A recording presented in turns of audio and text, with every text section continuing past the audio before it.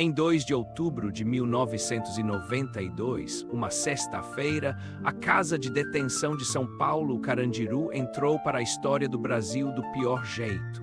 Naquele dia, uma briga entre presos no Pavilhão 9 começou como tantas outras.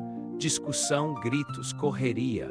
A situação saiu do controle e a administração do presídio pediu reforço. Em poucas horas, dezenas de policiais militares cercavam o pavilhão. A versão oficial falava em conter uma rebelião, mas o que aconteceu em seguida não foi contenção, foi uma invasão. A tropa entrou no pavilhão 9 e avançou pelos andares. O barulho de botas, ordens curtas, a tensão de um ambiente fechado e lotado. Do lado de fora, ninguém via direito o que estava acontecendo. Do lado de dentro, tudo virou decisão em segundos. Quando a operação terminou, 111 detentos estavam mortos. Esse número 111 virou o símbolo do caso, porque não se tratava de uma troca de tiros entre grupos armados. Era um presídio com gente encurralada e uma ação do Estado que terminou em massacre. E ali nasce a pergunta que nunca deixou o Carandiru: quem decidiu que a única saída era entrar daquele jeito? A partir daí, a história muda de fase do fato para o pós-fato. Vieram as fotos, os relatos, as versões que não combinavam. Testemunhas falando de rendição, de tiros em sequência, de pânico absoluto.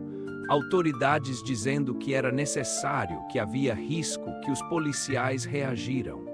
O país assistiu a duas narrativas disputando a mesma cena: de um lado, a ideia de restauração da ordem, do outro, a ideia de execução. E então veio a justiça lenta, arrastada e cheia de viradas. O comandante da operação, o coronel Ubiratã Guimarães, foi julgado e condenado anos depois, numa pena enorme. Mas essa condenação acabou revertida posteriormente. E mesmo com a passagem do tempo, a sensação pública era a mesma. O caso parecia grande demais para terminar de forma clara. Décadas depois, um novo capítulo: dezenas de policiais foram levados a júri e condenados em julgamentos separados, com penas altíssimas. Parecia, finalmente, uma resposta. Mas aí veio outra virada: as condenações foram anuladas em segunda instância. O argumento era de que os jurados tinham decidido contra as provas dos autos. O caso, de novo, voltava para o ponto em que sempre esteve: uma tragédia enorme, com responsabilidade disputada e com a impressão de que a justiça nunca alcançava o tamanho do que aconteceu. Hoje, quando alguém fala de Carandiru, não fala só de um presídio, fala de um marco. Um marco de superlotação, de abandono, de violência institucional e de uma pergunta que atravessou gerações: até onde o Estado pode ir quando decide retomar o controle? O massacre do Carandiru não ficou preso em 1992.